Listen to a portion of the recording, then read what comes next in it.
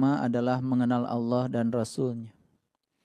Karena ma'rifat ini sudah terbukti, dibuktikan oleh para leluhur kita di masa lalu, bisa mengangkat hamba sahaya ke tingkat raja-raja.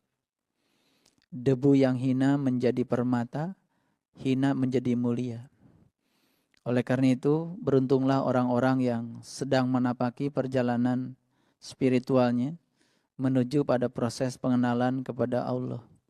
Karena lewat itulah ibadah-ibadah syariat kita juga akan disempurnakan kualitasnya. Karena tidak mungkin kita bisa menyembahnya dengan selurus-lurusnya, dengan seikhlas-ikhlasnya, kalau kita tidak tahu dan kenal kepada yang kita sembah. Di kesempatan yang penuh berkah ini, marilah kita berterima kasih kepada Allah yang telah memberikan sebuah kehormatan dalam kehidupan kita, di mana tubuh kita yang diciptakannya kemudian diisi juga oleh beliau sendiri, sehingga tubuh ini menjadi hidup, dinamis, dan kita diberikan banyak pilihan peran dalam kehidupan ini. Oleh karena itu, sebaik-baiknya manusia adalah yang bisa membahagiakan banyak orang. Sebaik-baiknya manusia adalah yang bermanfaatnya hidupnya untuk banyak orang. Oleh karena itu, jangan menjadi orang-orang yang a priori dalam kehidupan. Lalu kita merasa paling benar, merasa paling soleh, lalu kita menyepelekan peran orang lain. Rumah kita tidak akan pernah bersih kalau tidak ada tong sampah. Tong sampah tuh perannya luar biasa. Rumah kita akan tetap kotor walaupun sudah ada tong sampah, kalau tidak ada orang yang mengangkut sampah setiap seminggu sekali. Yang kadang-kadang dibayar murah oleh kita. Itu pun dibayarnya iuran ke Pak RT. Dan kalau merasa sudah iuran ke Pak RT, rasanya sudah selesai mensejahterakan orang itu. Padahal sampah yang kita buang mungkin saja melampaui kapasitas yang seharusnya. Itulah terkadang kita sering menyepelekan peran orang lain. Kadang-kadang orang kerja di rumah kita sudah tidur pun harus dibangunkan demi untuk memuaskan keinginan-keinginan kita. Karena kita selalu ingin dilayani, lalu kita lupa bahwa sesungguhnya tugas kita dalam hidup ini menjadi seorang pelayan. Kalau kesadaran itu selalu ditumbuhkan pada diri kita, selama kita masih bisa berdiri dan bisa mengambil air sendiri, ambillah air itu sendiri. Kecuali pekerjaan-pekerjaan tertentu yang mungkin sudah tidak bisa dikerjakan oleh kita. Kalau kita sedang menerima tamu, lalu orang kerja di rumah kita disuruh bikin teh manis, wajar karena kita sedang menerima tamu. Tapi kalau saya secara pribadi, kalau saya lagi sendiri dan bisa mengangkat badan sendiri, mengambil air sendiri, tidak usah menyuruh-nyuruh orang lain. Karena kita sering lupa bahwa dengan membayar orang lain, seakan-akan kita sudah memberikan pelayanan pada orang lain. Padahal yang paling bagus dalam hidup itu adalah kerjasama. Jangan kalah sama semut. Semut ya, walaupun tidak saling kenal tetap kerjasama. Ya, semut walaupun tidak saling kenal tetap bersalaman. Ya. Manusia kan biasanya mau salaman aja kan banyak memilih ya. Oleh karena itu semoga kesempatan yang penuh berkah ini bisa mengantarkan kita untuk mendapatkan sedikit saja berkah dari ilmu yang akan kita dapat. Sehingga mengubah kehidupan kita dari hari ke hari menjadi semakin berkualitas. Dan kualitas kehidupan kita bukan diakui oleh kita kualitasnya, tapi dirasakan oleh orang-orang yang paling dekat dengan kita. Jadi kalau orang yang paling dekat dengan kita tidak merasakan ya cinta dan berkah kita, itu tanda bahwa ada yang gagal dalam kehidupan kita. Jadi rajin-rajinlah melakukan sebuah survei kepada orang-orang yang terdekat dengan kita. Tanya mereka apakah kehidupan saya bermanfaat atau tidak bagi mereka. Jangan menjadi mercusuar yang bagus di luar tetapi ternyata tidak bagus di dalam. Itu sebabnya dalam sebuah kitab suci ada perintah. Bersihkan dulu cawanmu yang paling dalam. Baru cawan luarmu akan bersih dengan sendirinya. Jadi cawan yang bagian luar itu tidak dibersihkan pun, kalau bagian dalamnya sudah bersih, nanti akan mengkilat sendiri. Oleh karena itu, mari kita menata diri ke dalam terus-menerus untuk memperbaiki kualitas kehidupan kita. Para sahabatku yang dirahmati Allah, oleh karenanya mari kita berterima kasih pada Allah atas hadiah kehidupan ini. Kita sama-sama memuji Dia dengan membaca hamdalah. Alhamdulillahi Rabbil Alamin. Salawat dan salam mari kita sanjungkan kehadiran baginda Rasulullah Shallallahu Alaihi Wasallam, manusia teladan sepanjang zaman, pribadi yang selalu agung sepanjang sejarah. Kita sampaikan kehormatan untuk beliau. Allahumma salli ala Sayyidina Muhammad wa ala ali Sayyidina Muhammad. Kita awali diskusi pada kesempatan yang penuh berkah ini, seraya memohon ridho dan berkah Allah. Semoga Allah mengalirkan pengetahuan sejatinya kepada kita, mengisi seluruh cawan yang selama ini terbalik atau yang bocor. Kita siapkan cawan kita terbuka seluas-luasnya, biarkan Dia yang Maha Tahu mengaliri pengetahuan ke dalam diri kita. Seraya menyapa asmanya dengan penuh kelembutan dan cinta, seraya membaca basmalah. Bismillahirrahmanirrahim. Para sahabatku yang dirahmati Allah, di kesempatan yang penuh berkah ini, saya akan coba membuka beberapa pertanyaan yang menjadi kegalauan kita bersama. Silakan pertanyaan-pertanyaan yang mungkin menjadi konflik kognitif pada diri Bapak Ibu sekalian dikemukakan sejujur-jujurnya. Semoga Allah mengalirkan jawaban melalui kita bersama di sini.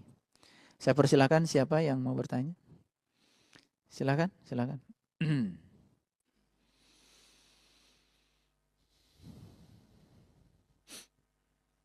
Langsung saja.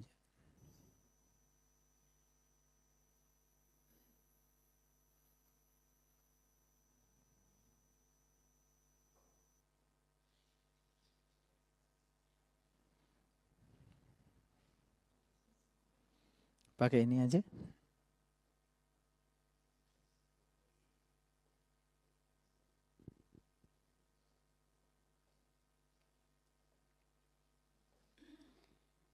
Bismillahirrahmanirrahim.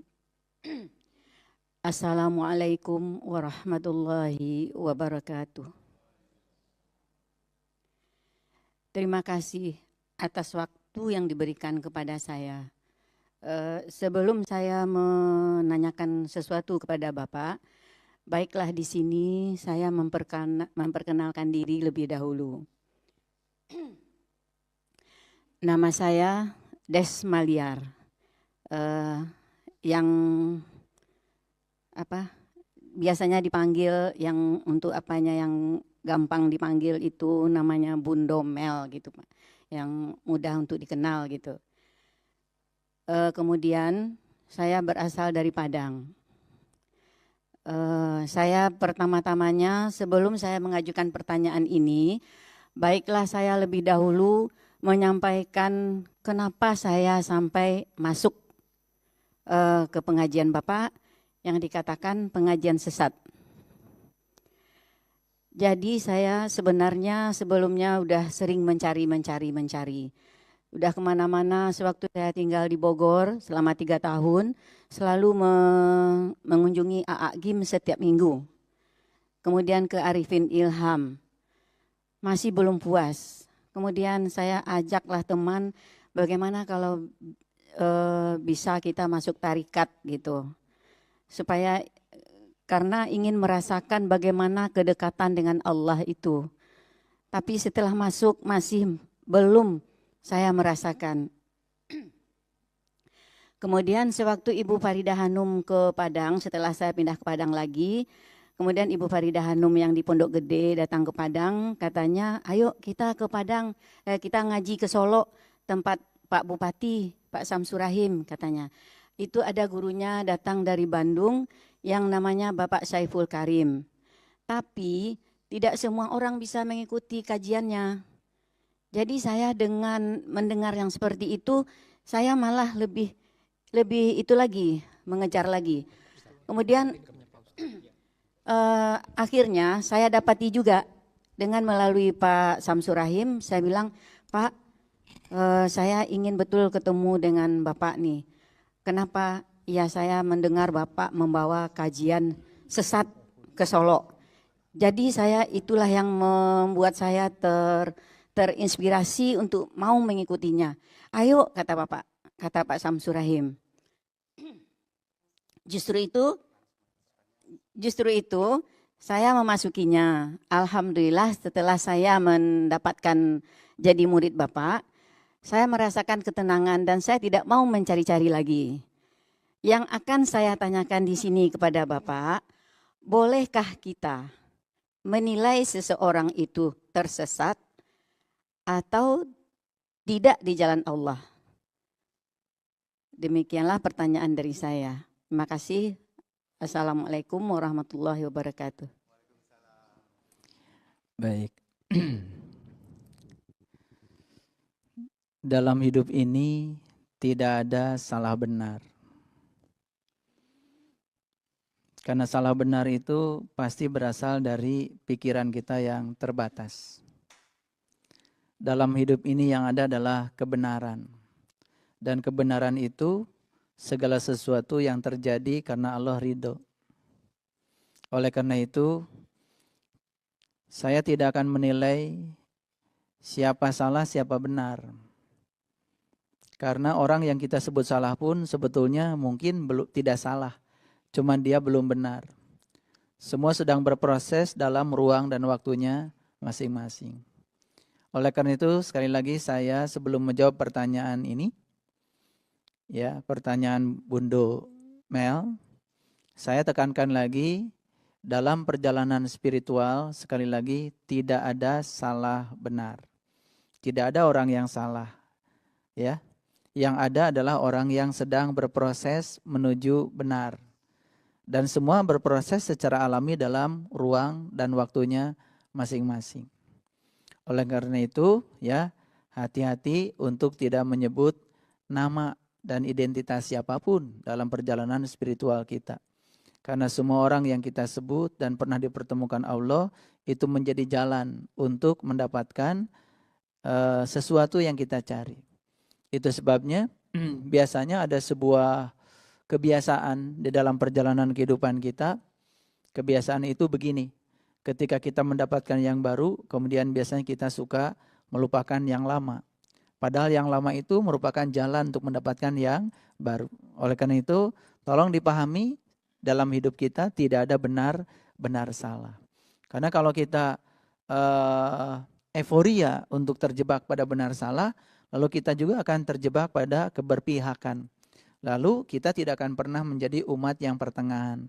Sedangkan Allah menyatakan dalam Al-Quran, tugas kita harus menjadi umat yang pertengahan. Sekali lagi, ya, kita dalam belajar mungkin pernah bertemu dengan si A, bertemu dengan si B, si C, dan lain-lain. Itu semua adalah berkah. Karena tidak mungkin ada sejarah masa lalu yang harus kita potong. Kita bisa bertemu dengan siapa saja, pasti dengan izin Allah. Dan hebatnya Allah, ketika kita masih perlu belajar tentang ilmu tajwid, akan bertemulah dengan orang-orang yang mengajarkan tajwid. Kalau kita ingin belajar ilmu tentang tilawah, akan bertemu dengan orang-orang yang mengajarkan tilawah. Begitu kebutuhan kita meningkat lebih tinggi lagi, kita akan dipertemukan dengan orang yang lebih tinggi lagi. Itulah hebatnya Allah. Makanya Allah itu selalu mengerti segala kebutuhan kita. Kalau kita masih butuhnya menjalankan thariqah, kita harus membaca la ilaha illallah sekian kali, itu juga tidak salah. Biarkan saja semuanya berjalan apa adanya. Makanya yang sering salah itu adalah pikiran kita yang menilai salah. Jadi itu biarkan semuanya mengalir apa adanya. Sehingga kita tidak terjebak pada proses penghakiman. Nah itu sebabnya ya tadi Bundo Mel mengemukakan sebuah pertanyaan yang bagus. Karena dalam hidup kita biasanya sering terjebak pada kebiasaan menilai. Dan pertanyaannya tadi luar biasa. Siapakah sesungguhnya yang berhak untuk menilai seseorang itu tersesat atau tidak? Tentu saja saya juga tidak mau terjebak untuk ya mengikuti pikiran saya. Saya ingin mengangkat sebuah referensi saja dalam Al-Quran. Kalau kita membaca Quran, pertama ada Quran surat Al-Qalam. Surat Al-Qalam itu surat ke-68, itu ayat yang ke-7. Ada ayat yang berbunyi luar biasa seperti ini. A'udzubillahi minasyaitonirrajim, bismillahirrahmanirrahim. Inna rabbaka huwa a'lamu biman dhalla an sabili wa huwa a'lamu bil muhtadin. Saya terjemahkan perlahan ya supaya mengerti. Inna sesungguhnya Rabbaka hanya Tuhanmu. Huwa dialah a'lamu yang mengetahui biman dolla an sabilih, seseorang itu tersesat di jalannya atau tidak. Nah, kata-kata sesat ini menjadi kata yang mengerikan. Karena kita sering menggunakan kata sesat untuk menilai keyakinan orang lain yang berbeda dengan kita. Wah, itu ajaran sesat, itu kelompok sesat. Kan suka begitu. Padahal sesat itu aslinya bukan bahasa Arab. Sesat itu aslinya bahasa Indonesia. Pernah nggak ibu bapak tersesat? Barangkali dulu sebelum ada Google Map ya, cari alamat itu suka bingung ya. Apalagi alamatnya tidak jelas. Sebetulnya sesat itu keadaan yang terjadi pada seseorang saat seseorang itu sedang mencari sesuatu, kemudian gara-gara tidak tahu. Jadi sebetulnya sesat itu dalam bahasa Indonesia, kondisi yang terjadi pada seseorang gara-gara tidak tahu. Makanya ada kata-kata malu bertanya, sesat di ujian. Bagi mahasiswa. Kalau bagi orang yang sedang mencari alamat, malu bertanya, sesat di jalan. Nah, kata sesat itu sudah ada di peribahasa itu. Malu bertanya, sesat di jalan. Kalau saya di kampus diganti. Malu bertanya, sesat di ujian. Kalau di kampus. Nah, kalau ibu bapak sedang cari alamat, malu bertanya, sesat di jalan. Jadi sesat itu gara-gara malu bertanya. Sudah tidak tahu, ya, tidak mau tahu, tetapi merasa paling tahu, betul nggak? Diberitahu tidak mau tahu, kan gitu. Nggak mau bertanya. Akibatnya terjadilah yang disebut dengan sesat. Kita pahami dulu kata sesat. Bahasa Arabnya apa? Bahasa Arabnya itu adalah dolla. Ya, sesat. Nah, siapa yang boleh menilai seseorang itu sesat atau tidak di jalan Allah? Kata Allah sendiri, inna rabbaka huwa a'lamu. Hanya dia Tuhanmu yang berhak untuk menilai seseorang itu tersesat di jalannya atau tidak. Jadi manusia-manusia seperti kita sebetulnya tidak punya kewenangan untuk menilai orang lain sesat atau tidak. Dan buat apa kita menilai orang lain? Yang paling penting itu kita menilai diri kita sendiri. Nah, kita sering punya kebiasaan merasa sebagai pemegang juru kunci surga, merasa sebagai pemegang juru kunci rumah Tuhan, seakan-akan kitalah yang paling punya hak untuk memasukkan seseorang ke surga atau ke neraka, suka begitu. Nah, oleh karena itu marilah kita cermati ayat ini. Yang berhak untuk menilai seseorang itu sesat atau tidak sesat di jalan Allah hanya Tuhan. Nah, yang luar biasa, kalau Bunda Mel nanti lagi santai-santai, coba lihat Quran surat An-Nahl. Di Quran surat An-Nahl, itu surat yang ke-16, itu ayat, ayat 125. Ayat 125, saya bacakan ayatnya secara lengkap. Ud'u ila sabili rabbika bil hikmah wal mau'idah wajadilhum billati hiya ahsan. Inna rabbaka huwa a'lamu biman dola an sabili wa huwa a'lamu bil muhtadin. Ini bagian terakhir dari Quran surat An-Nahl ini, ya, mengulang kembali apa yang dikatakan di Quran surat Al-Qalam yang saya baca tadi. Persis sama.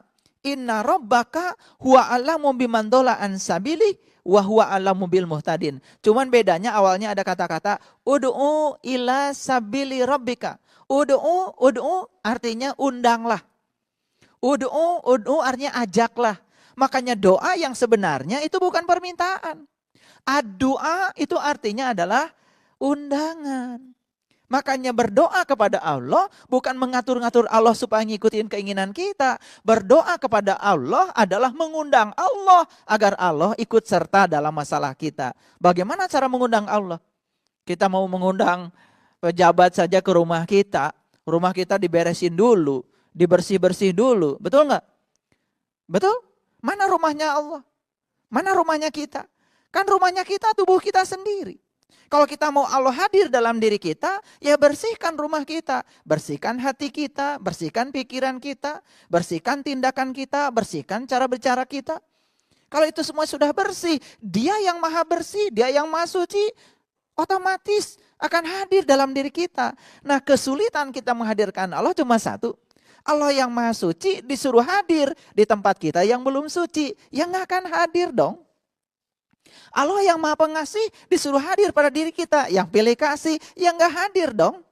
Allah yang maha penyayang disuruh hadir dalam diri kita, yang sayangnya itu kadang-kadang ya terbilang ada batasnya, gak akan hadir Allah. Allah yang maha lembut disuruh hadir pada diri kita yang kasar, gak akan hadir. Allah yang maha luas disuruh hadir pada diri kita yang sempit, yang gak akan hadir. Nah, kita itu sering lupa memaksa Allah supaya hadir dalam diri kita, tapi tidak mengkondisikan situasi dalam diri kita untuk kehadiran Allah. Makanya kita suka gagal mengundang Allah. Nah, doa artinya adalah undangan. Doa artinya ajakan, bukan permintaan. Nah, makanya di Quran surat An-Nahl ayat 125 ada kata-kata ud'u ila sabili rabbika. Undanglah manusia ke jalan Tuhan.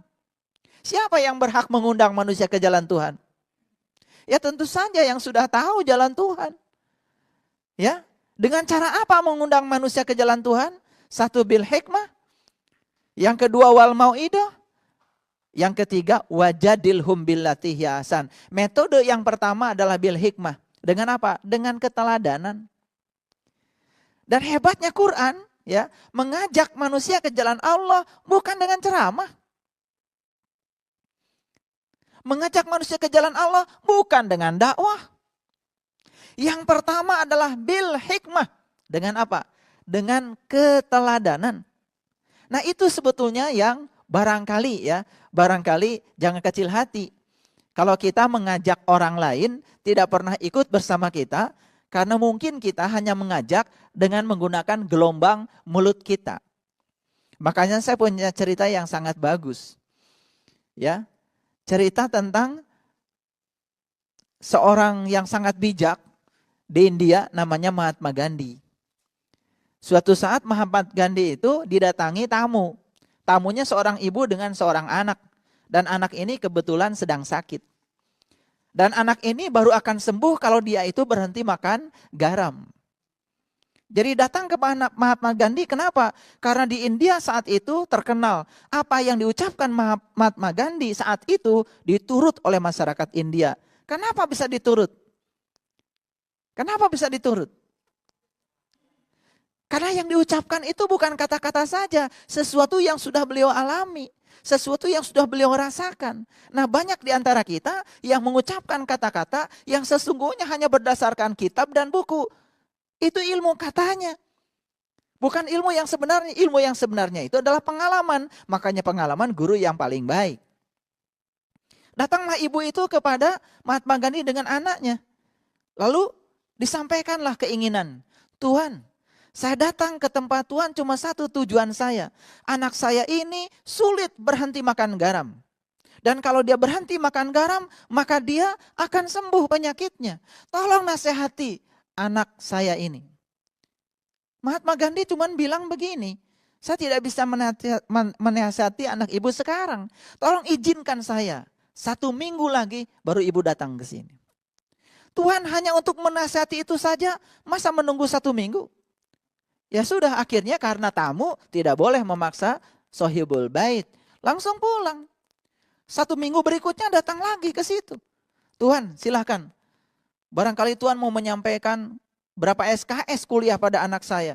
Nunggunya aja 1 minggu. Ternyata di luar dugaan. Dipeluklah anak itu dan dikatakanlah pada anak itu, "Nak, mulai sekarang berhentilah makan garam." Terkejut ibunya. Kalau cuma begitu kenapa tidak minggu yang lalu dikatakan? Apa kata Mahatma Gandhi? Minggu yang lalu saya masih makan garam. Dan 1 minggu selama ini saya berlatih untuk tidak makan garam. Bahkan selamanya setelah ini saya akan berhenti makan garam. Lalu sesampainya di rumah, betul-betul anak ini berhenti makan garam. Apa yang terjadi? Ibunya bingung. Kata-kata itu sering diucapkan oleh ibunya, bapaknya, kakeknya, neneknya, bahkan dengan nada yang jauh lebih tinggi daripada nadanya Mahatma Gandhi. Nah, berhentilah makan garam, berhentilah makan garam. Ribuan kata diucapkan setiap hari, tapi anak itu tetap makan garam. Kenapa? Karena kita sering mengira kata-kata kita ini hanya kata-kata. Padahal di balik kata-kata itu ada energi yang dimodulasi. Energi itu adalah pengalaman. Makanya jangan heran ya, di dalam Al-Quran ada kata-kata yang diberi izin bicara oleh Allah. Itu hanya orang-orang tertentu. Siapa yang diberi izin bicara? Yang sudah mengalaminya. Apakah setiap orang diberi izin bicara tentang Allah? Ya tidak. Mereka yang berani-berani membicarakan Tuhan tanpa izin bicara dari Dia. Izin bicaranya apa? Apa surat izin? Bukan. Pengalaman tentang penyatuan dengan Tuhan, itulah izin bicara. Mereka yang tidak merasakan rasanya kopi, pahitnya kayak apa, tidak punya izin bicara untuk bicara rasanya kopi. Mereka yang belum pernah merasakan manisnya gula, tidak punya izin bicara untuk bicara manisnya gula. Karena izin bicara itu harus dari pengalaman. Nah itu sebabnya hati-hati ya, banyak orang yang berbicara, ya, kata-kata saja meluncur tapi bukan dari pengalamannya, tanpa izin bicara. 1000 kata yang keluar dari mulutnya tidak akan mengubah keadaan. Itulah yang disebut dengan bil hikmah. Mengajak manusia ke jalan Tuhan yang paling utama dan pertama adalah bil hikmah. Dengan keteladanan. Jadi sampaikanlah sesuatu apa yang kita rasakan, yang kita alami. Itu sebabnya melakukan perubahan jangan keluar. Kalau kita ingin mengubah situasi di lingkungan terdekat kita, ubahlah diri kita sendiri. Kalau kita sudah baik, kebaikan kita akan beresonansi keluar. Dan itu menjadi hikmah. Itu namanya hikmah. Yang kedua, wal mau'idotil hasanah. Baru dengan nasihat. Nah kalau sudah nasihat, kan seperti ini. Ceramah, dakwah, yang isinya nasihat. Itu pun hanya boleh dilakukan oleh orang-orang yang sudah mengalami. Makanya tingkat yang kedua itu. Tingkat yang ketiga nih, kalau memang keras hati, ya boleh melakukan jidal. Jidal itu artinya berdebat, berdiskusi. Wajadilhum billati hiya asan, tapi diskusi dengan cara yang baik. Jadi ada 3 cara mengajak manusia, mengundang manusia ke jalan Tuhan. 1 dengan keteladanan, yang kedua dengan nasihat, yang ketiga dengan berdiskusi. Nah diskusi itu berarti ya, ini dialog, tidak monolog. Makanya forum pengajian kita sekarang dibuka diskusi. Ini dalam rangka mengajak manusia ke jalan Tuhan. Nah, ketika kita sudah mengajak manusia ke jalan Tuhan, berhentilah dari menilai apakah orang itu tersesat atau tidak. Karena di ayat selanjutnya, inna rabbaka huwa a'lamu biman dhalla an sabilihi wa huwa a'lamu bil muhtadin. Hanya Allah lah yang tahu siapa yang tersesat di jalannya dan siapa yang mendapatkan petunjuk. Sekali lagi, manusia semacam kita tidak berhak untuk menilai orang lain. Jadi sudahlah berhenti saling menilai. Nilai saja diri kita sendiri. Tugas kita dalam kehidupan sekarang tidak disuruh memperbaiki orang lain. Tugas kita dalam kehidupan ini untuk memperbaiki diri kita sendiri. Kalau kita sudah memperbaiki diri kita sendiri dan berhasil, baru kita dengan sendirinya bil hikmah akan menampakkan perubahan diri kita pada orang lain. Dan orang lain tanpa diajak pasti akan ikut berubah. Nah, inilah konsep yang sangat luar biasa dalam Al-Quran yang mungkin selama ini kita tidak pahami. Itulah penilaian, ya. Pertanyaan dari Bunda Mel tadi dari Padang, ya. Semoga jawaban saya tidak memuaskan. Dalam Al-Quran surat Al-Maidah ayat 1, Allah berseru, ada seruan Allah bahwa kita kalau berhaji dilarang untuk berburu. Sementara Di Mekah itu tidak ada hutan. Mohon dijelaskan maksudnya. Terima kasih. Baik, Ibu Willis. Willis ya, Bu Willis. Di Quran itu banyak sekali sebetulnya informasi-informasi yang semacam itu, yang tidak bisa dipahami secara tekstual. Harus dilihatnya secara kontekstual. Makanya kalau belajar Quran hanya berbekalkan kamus, apalagi hanya berbekalkan terjemahan Al-Quran, itu tidak cukup. Karena Quran itu bukan bahasa Arab ya. Quran itu bahasa Tuhan. Quran itu bahasa jiwa. Dan otomatis untuk memahami Quran harus pakai jiwa. Jadi kalau Quran coba-coba dipahami dengan menggunakan bahasa pikiran yang terbatas, sementara Quran ini adalah bahasa jiwa yang tanpa batas, pasti akan ada ketidaknyambungan. Jadi saya menyampaikan selamat ya, kalau ada kebingungan-kebingungan dalam diri kita ketika baca Quran, itu saya sampaikan selamat. Kenapa? Asal setelah bingung mencari. Yang luar biasa salahnya, sudah bingung diam. Ini kan pertanyaan yang sangat jujur ya dari Ibu Willis. Di dalam Quran ada seruan, janganlah berburu ketika sedang berhaji. Kita kenal yang namanya berhaji, kan pergi ke Mekah. Sedangkan di Mekah, ya, kan tidak ada hutan. Walaupun ada gunung-gunung, terus memang mau berburu ke gunung. Larinya kayak gimana? Batu semua. Dulu waktu saya sebelum ke Mekah, ada informasi dari orang-orang katanya Mekah itu padang pasir. Nyampe di sana kok nggak ada pasirnya? Yang ada tuh kan padang batu. Dan batunya bukan batu yang licin-licin ya. Batunya tuh yang tajam-tajam. Saya mau bayangkan Nabi Muhammad ya, hijrah dari Mekah ke Madinah dengan jarak kurang lebih sekitar 400 sampai 500 km. Ya toh? Itu dengan jalan berbatuan yang seperti itu.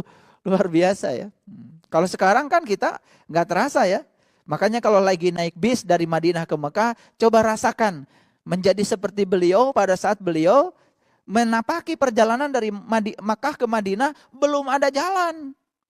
Kita sekarang kan tinggal naik bis, tidur aja, udah nyampe kan di Mekah. Beliau itu naik turun ya, mungkin pakai unta, mungkin unta juga tidak selalu bisa ya kalau jalannya terjal, betul? Baik, di sana tidak ada hutan, di sana cuma ada gunung batu, ya. Gunung-gunung batu itu bukan di Bandung sebetulnya, gunung batu itu di Mekah. Ya, nah, kok ada perintah? Sepertinya perintah ini perintah yang sia-sia. Janganlah kamu berburu ketika sedang berhaji. Kan jadi sia-sia seakan-akan. Memangnya kalau nggak ada ayat ini orang akan berburu di sana? Nggak ada ayat ini juga orang yang haji nggak berburu kok.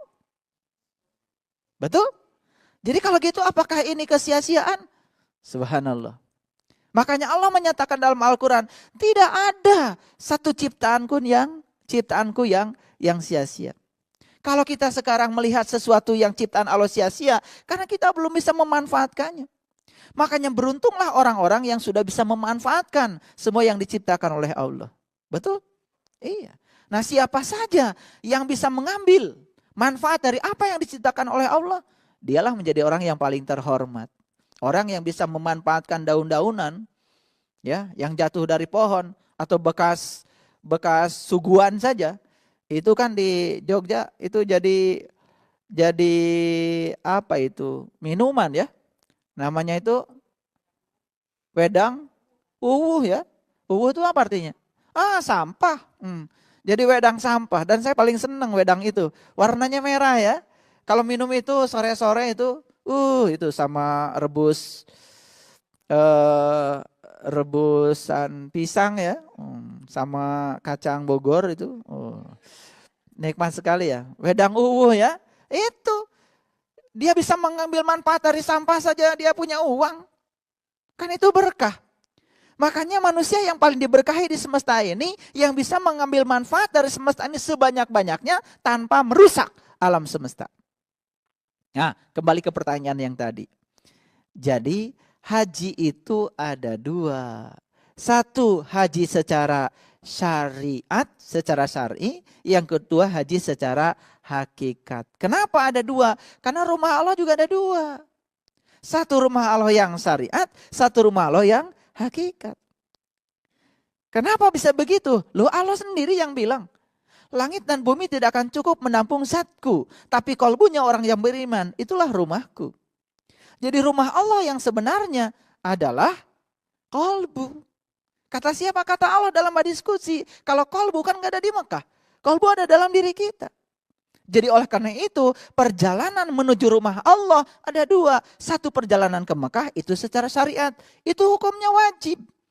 Dan itu diajarkan oleh para leluhur kita. Yang kedua, perjalanan meniti ke dalam diri. Itu perjalanan yang hakikat. Makanya saya jamin ya, siapa saja yang melakukan perjalanan ke sana tetapi tidak melakukan perjalanan ke sini akan timpang. Makanya tidak akan terjadi proses perubahan. Pulang dari sana tetap aja biasa marah, pulang dari sana malah tambah kencang marahnya. Sebelum pergi ke sana pelit, habis dari sana tambah pelit. Betul nggak? Iya. Kenapa tidak terjadi perubahan? Itu. Nah, oleh karena itu, kalau menurut pemahaman saya, di Quran surat Al-Maidah ayat yang pertama tadi itu, dilarang berburu ketika sedang berhaji, itu sebetulnya lebih banyak pada aspek hakikat. Apa hakikatnya? Ya, pergi ke Mekah sana, ya, pergi ke Mekah sana, kan tidak mungkin kita bawa alat untuk berburu. Alat untuk berburu kan yang paling utama pertama adalah, mohon maaf ya, anjing. Betul nggak? Kalau kita dengar berburu, pasti di pikiran kita anjing. Yang diburu bisa babi, yang diburu bisa juga rusa kan? Betul nggak? Tapi alatnya kan sama, anjing. Betul? Nah, kalau menurut saya ini ayat lebih condong pada perjalanan haji yang hakikat. Saat kita berkunjung ke Baitullah yang sebenarnya untuk menemui Dia yang meliputi segala manusia, disitulah kita tidak boleh berburu. Berburu pakai apa? Kalau berburu secara syariat pakai anjing, tapi berburu secara hakikat kan pakai nafsu. Dalam dimensi spiritual, nafsu itu betul-betul harus dikendalikan. Makanya ya, dalam upacara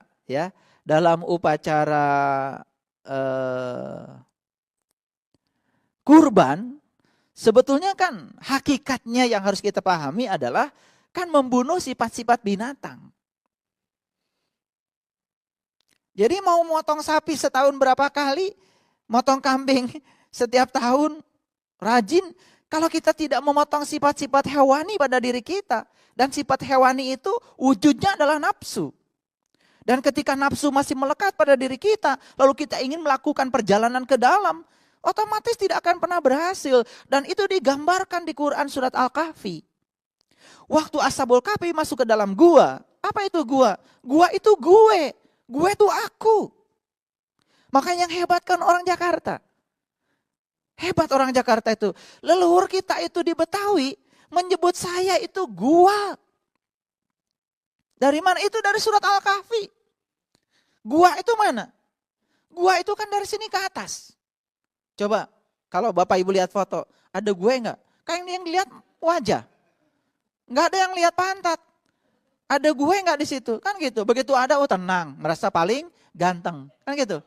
Pokoknya kalau foto bersama yang paling ganteng gua. Betul enggak? Iya. Itu gua, gue, itu bahasa spiritual, cuma banyak enggak ngerti. Kalau kami ya di tanah Jawa, di tanah Jawa Barat, panggil saya itu apa? Abdi. Abdi. Hebat ya. Dan yang hebat lagi kita, leluhur kita di Nusantara, panggil dirinya sendiri sahaya. Hebat gak? Sahaya, dicepetin kan jadi saya. Makanya kalau bilang saya, itu kan terasa lebih lembut daripada bilang aku. Kalau aku itu menuju pada ego. Coba, hebat leluhur kita itu. Ya, kalau di Arab kan ana. Kalau di Bandung abdi. Abdi itu apa? Seseorang yang siap untuk menjadi pelayan. Luar biasa. Di Betawi, gua. Nah makanya ada perjalanan menuju ke gua. Di surat Al-Kahfi saat kita berjalan menuju gua, anjingnya di mana? Masuk gak ke dalam gua? Enggak. Jadi itu juga memberikan cerminan bahwa ketika berhaji meniti ke dalam diri untuk bertemu dengan siapa sejatinya diri kita, anjingnya taruh aja di luar. Dan ternyata di Jawa Barat juga sama. Ya, sejarahnya Sang Kuryang juga temannya kan si Tumang. Si Tumang anjing juga.